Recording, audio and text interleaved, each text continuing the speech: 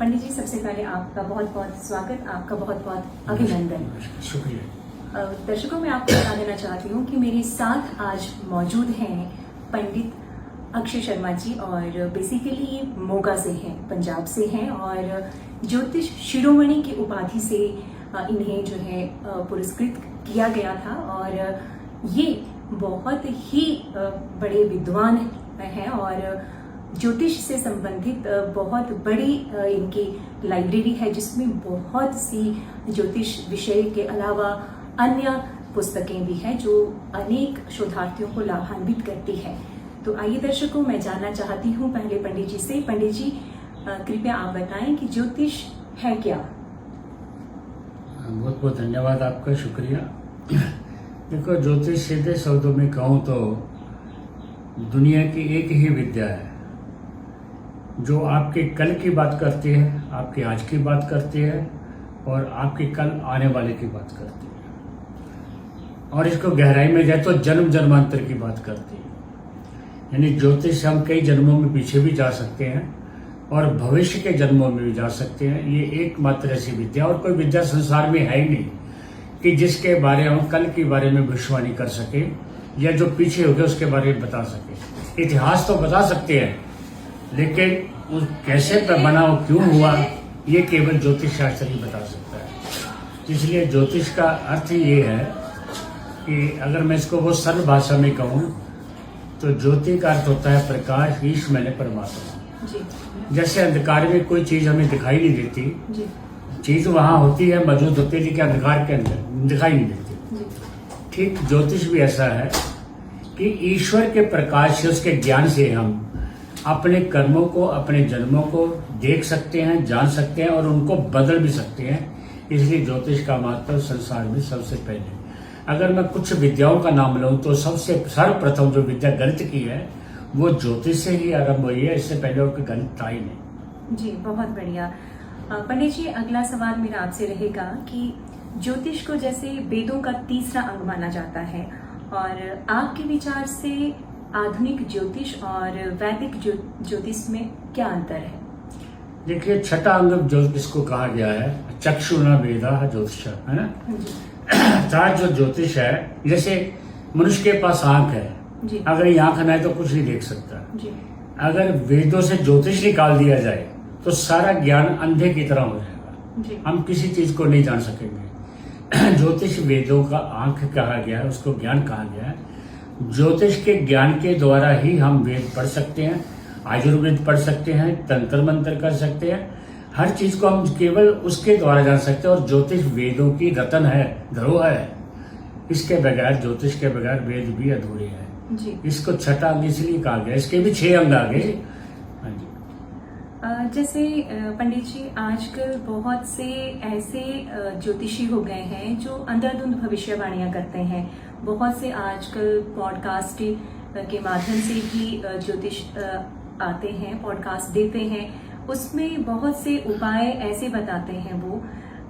आपसे मेरा ये सवाल रहेगा, क्या ये जो पॉडकास्ट बढ़ रहे हैं और अंधाधुंध जो भविष्यवाणियां जो हो रही हैं, इनसे कितने लोग लाभान्वित होते होंगे या नहीं होते होंगे? आप मुझे ये भी बताएं।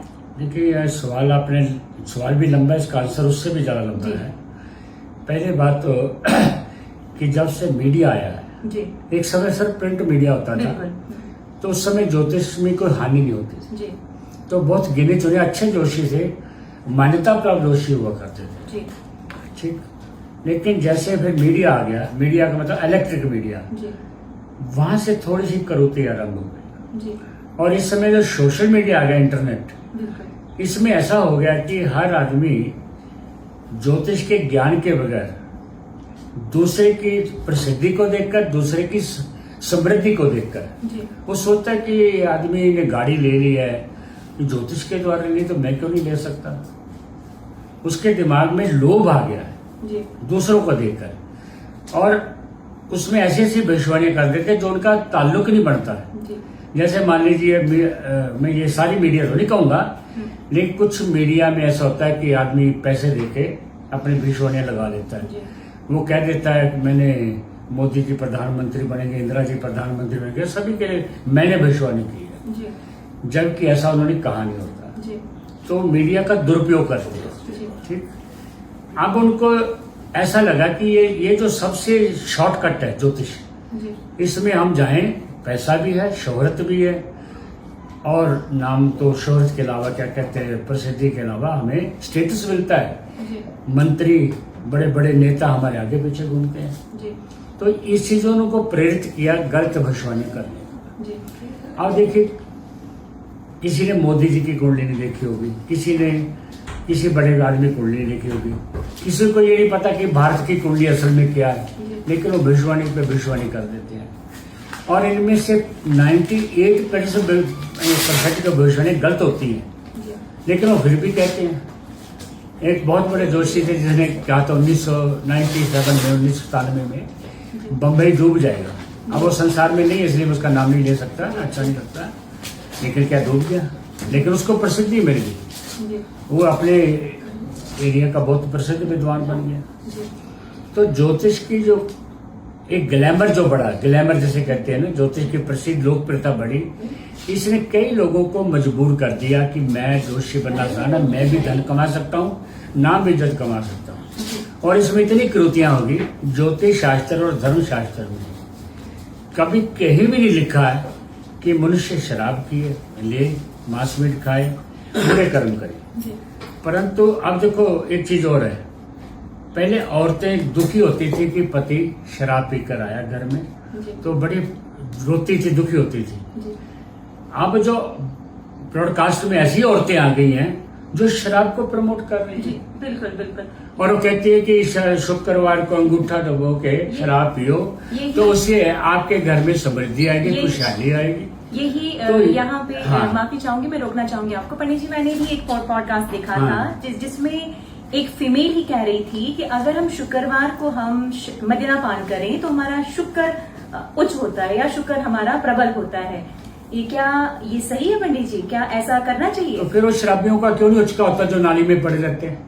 बिल्कुल उनको बच्चे पुलिस वाला उठा के ले जाते हैं, घर वाले घसीट के लेके आते हैं, तो उनके पास तो गाड़ी होनी चाहिए। वो नाली में क्यों गिरते हैं? गाड़ी के ऊपर गिरे। फिर बिल्कुल। जो औरतें एक और औरत कहती है कि शुक्रवार को, एक और ऐसी महिला है, जी। ज्योतिष से उनका लेना देना नहीं है, बिल्कुल। उनको पूछा जाए ना, स्थायी नक्षत्र नहीं बता सकती वो। बिल्कुल वो क्या पता क्या कहते हैं, अगर मियाँ बीवी दोनों एक दूसरे को जाम पिलाएं, जान पिलाए। हाँ हाँ। जी, ये वाला पंडित जी मैंने भी देखा है। हाँ जी, हाँ जी। तो इससे ज्योतिष का और धर्म का कहाँ से भला होगा? तो शराबियों की तो मौज लग गई। बिल्कुल हमें तो अपने पति को रोकना था, अपने भाई को रोकना था, बेटे को रोकना था, शराब ना पियो। अब वो पत्नियों भी लड़कियों को शराब पिला रहे हैं। जी तो इससे बड़ी करुति क्या होगी? इससे ज्योतिष की हत्या होगी, बिल्कुल। इससे बड़ा हत्या नहीं हो सकती। ठीक, अब इसमें क्या करें? अब कुछ और भी होते हैं जो कि ये बोलने के लायक नहीं, इतनी अश्लील बातें कर देती हैं वो। जी, बिल्कुल बिल्कुल। अब एक महिला कहती है अपने ब्रॉडकास्ट में, जी। बुद्ध 15 दिन में बदल जाता है। हाँ जी। अब माथे पे हाथ मारने के अब क्या करें किसी को, पंडित जी जिसको ये नहीं पता हस्त नक्षत्र बुद्ध का के चंद्रमा का, जी वो कहते हैं बुद्ध का नक्षत्र है। जिनको नक्षत्र के स्वामी नहीं पता, और सबसे बड़ी बात, वो नेशनल टीवी पे आके बोलते हैं। नेशनल टीवी वालों को भी अकल नहीं है। जी अच्छे जैसे बड़े चैनल में नाम नहीं लेना चाहता, चलो जी जी विवाद नहीं करना चाहता, लेकिन नेशनल टीवी पर जो 150 मुल्कों में चलता है उसके ऊपर बोलते हैं। तो इससे ज्यादा शर्मनाक ज्योतिष के लिए क्या होगा? बहुत से जोशी हैं हिंदुस्तान में, केवल वो दिखावा नहीं करते, और उनके पास इतनी विद्या है कि आदमी की जमीन खसका दे पैर से, ऐसी भविष्यवाणी करते हैं। हम उन लोगों को तो प्रमोट करते नहीं। हमने देखा कि सुंदर महिला टैरो कार्ड लगा के बैठ गई है, ग्लैमर दिखा दिया, तो हर आदमी खींचा आता है, उसका वो दुरुपयोग कर रहे हैं। बिल्कुल बिल्कुल।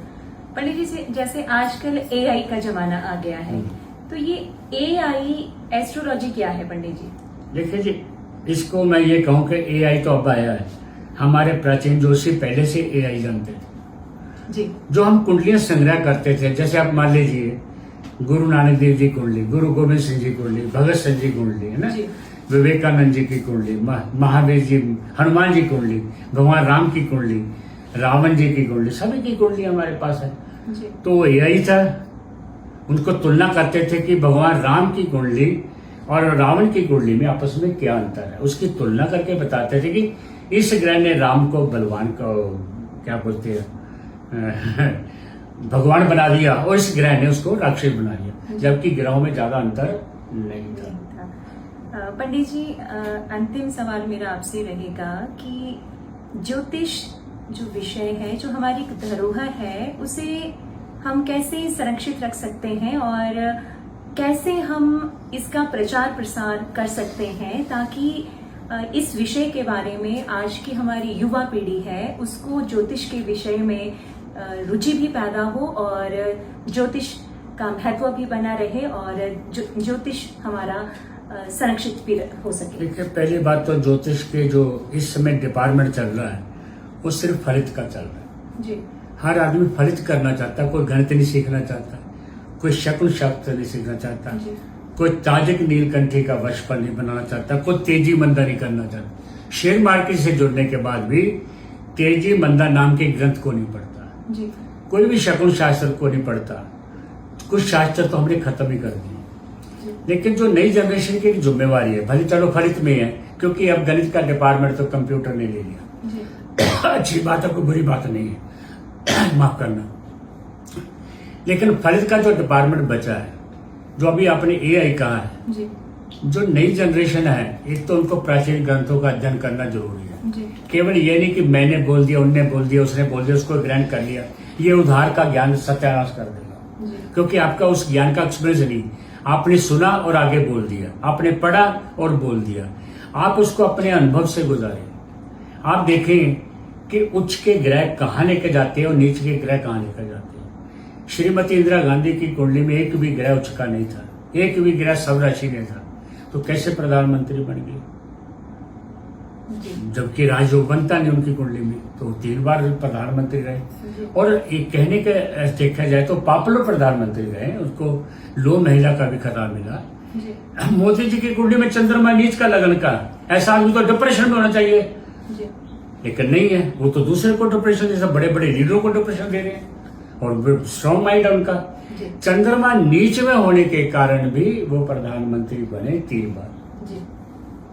यानी एक नीच का ग्रह लेकर प्रधानमंत्री बन रहा है, एक बिना उच्च नीच के ग्रह से प्रधानमंत्री बन रहा है और एक उच्च का प्रधानमंत्री भी बन रहा है। और अटल बिहारी वाजपेयी जी 3 बार वो भी बने जी। तो ग्रहों को, नई जनरेशन को ये चाहिए, मेरी नजर में जो अब है, कुंडलियों का संग्रह करें जी। किसके साथ क्या हो रहा है। अगर उसके शहर गांव में तलाक हो गई, 100 कुंडलियां इकट्ठी कर ले, शास्त्रों को अध्ययन करे, उसमें कौन से सूत्र लगे लेने लगे, तो निजी सूत्र को पैदा करें। उस निजी सूत्र से ढूंढने की मैंने ये ढूंढ लिया कि ये ग्रह भी आदमी का नुकसान करता है, तलाक कराता है, विधवापन करता है, ये ग्रह भी दिवाला निकालता है, ये ग्रह भाग्यवान भी बनाता है। तो ये आपकी निजी अध्ययन करना। जो हमारे 18 ऋषि थे उनको बेसिक अध्यात्म का ज्ञान था, लेकिन उन्होंने प्रैक्टिकल करके ही हमें बताया जी। बिना प्रैक्टिकल के तो वो भी नहीं होते हैं। हमारे पंडित जी सटीक भविष्यवाणी के लिए जाने जाते हैं, तो अभी मेरे पास एक कुंडली है। आइए मैं इस कुंडली का विश्लेषण पंडित जी से करवाना चाहती हूँ। पंडित जी, ये कुंडली है, आप इसे देखकर जरूरी चीजें दर्शकों को बताएं। देखिए, पहले तो इनके सूर्य लगन में है, तो ये वैसे तो राजयोग देता है जी, लेकिन इसमें 2 प्रॉब्लम आती है। तो माइग्रेन की जी, और सिर के बाल बहुत जल्दी झड़ते हैं इसके जी। तो ऐसे जातकों को अपने सिर के बालों का ध्यान रखना है और मानसिक पीड़ा से बच के रहना है। अगर माइग्रेन हो गया तो जल्दी ठीक नहीं होता जी। और ऐसी रहस्यमय बीमारी हो जाती है जिसका कोई इलाज नहीं होता और जो बीमारी कभी जान भी नहीं देती, यानी चलती रहती है, टेस्ट कराएं तो नहीं होती है। और आंखों की रोशनी के ऊपर भी इसका बुरा असर पड़ सकता है, चश्मा जल्दी लग सकता है जी। लेकिन सुख सुविधाएं इसके पास सारी रहेंगी, जो इसको चाहिए वो मिलता रहेगा, उसमें कोई कमी नहीं रहेगी जी। इसमें सरकारी नौकरी के भी योग है, करे या ना करे उसकी इच्छा के ऊपर है जी। क्रोध से शांत रहें, क्योंकि अगर क्रोध करेंगे तो इनका राहु डिस्टर्ब हो जाएगा जी। और इनको सर्विस में लाभ है, बिजनेस कभी जिंदगी में ना करें जी। अगर कर लिया तो उसमें कोई लाभ नहीं होगा, हानि होगी या बेवजह की परेशानियां खड़ी रहेंगी जी। यानी कुल मिला के कुंडली काफी हद तक अच्छी है जी। इसमें पिता का सुख इसमें कम होता है या पिता से दूरी हो जाती है जी तो एवरेज पैसे के लिए, धन के लिए कुंडली अच्छी है, सुख सुविधा के लिए अच्छी है। तो जो पति के साथ इसका तालमेल अच्छा होना जरूरी है। जी जीवन में गर्भपात ना चाहते हुए भी हो जाता है जी इसके लिए। तो इन बातों का ध्यान रखें, क्योंकि लगन जो इनका है वो बनता है तुला लगन, धनु लगन। जी तो ऐसे जातक कि या तो भाई नहीं होता या बहन नहीं होता, अगर हो जाए तो उनसे दूर रहेगा, उनके साथ नहीं रह सकता। जी तो ऐसे व्यक्ति को पुखराज और मानिक, ये 2 रत्न हमेशा धारण करना चाहिए। इसका जीवन का संबंध धर्म से, ज्योतिष, तंत्र मंत्र आदि से, अध्यात्म से जुड़ा रहेगा, वो कभी समाप्त नहीं होगा। जी लाल किताब के साथ से राहु इतना अच्छा यहाँ पर है, लाल किताब के साथ से वैदिक शैली, जी कि ये आदमी अपने सारे पाप को काट कर जन्म लेता है, यानी इसके अच्छा। जीवन के इसमें कोई पाप नहीं है। जी यहाँ पे जी जो भी काम करेगा वो पुण्य के खाते में जाएंगे। जी लाल किताब तो यहाँ तक इसके लिए कहती है कि गंगा स्नान करने की जरूरत नहीं है, क्योंकि तेरे पास पाप है ही नहीं। जी दूसरी बात चंद्रमा है। चंद्रमा जो है ऐसे व्यक्ति को जिसके साथ भी खड़ा हो जाएगा, जिसके पास भी जरूर कभी हार नहीं हो सकता। ठीक, अगर ये किसी हारे हुए के पास रह जाए तो वो भी जीत जाएगा। जी लेकिन जब इसको समस्या आएगी तो पहाड़ी देशों की यात्रा, पहाड़ के तीर्थों की यात्रा करने से कुछ सुकून मिलेगा, जी लाभ मिलेगा। पति सुख में बाधा आ सकती है, जी उसका ध्यान रखना पड़ेगा। हालांकि बृहस्पति की दृष्टि को शास्त्रों ने बहुत शुभ माना है, लेकिन मैंने अपने प्रैक्टिकल में देखा कि कहीं ना कहीं समस्या खड़ा कर देता है। जी और इसका जो शुक्र 12वें घर में है, ये मीडिया से भी जोड़ता है, कला से भी जोड़ता है, संगीत, नृत्य आदि से भी इसको जोड़ता है। तो एवरेज मिलाकर ये कुंडली काफी अच्छी है। बिजनेस की कुंडली नहीं है, ये ध्यान में रखें, और अपने स्वास्थ्य का ध्यान रखें, तो इस कुंडली में कोई प्रॉब्लम नहीं है। जी बहुत बहुत धन्यवाद पंडित जी। तो हमने जाना दर्शकों कि किस तरह से मेरे पास ये कुंडली थी, और इस कुंडली के का पंडित जी ने बहुत ही सटीक विश्लेषण किया। बहुत बहुत धन्यवाद पंडित जी, आपने हमें बहुमूल्य समय दिया। तो दर्शकों, आप भी हमारे पॉडकास्ट को लाइक करना, शेयर करना, कमेंट करना ना भूलें। बहुत बहुत धन्यवाद।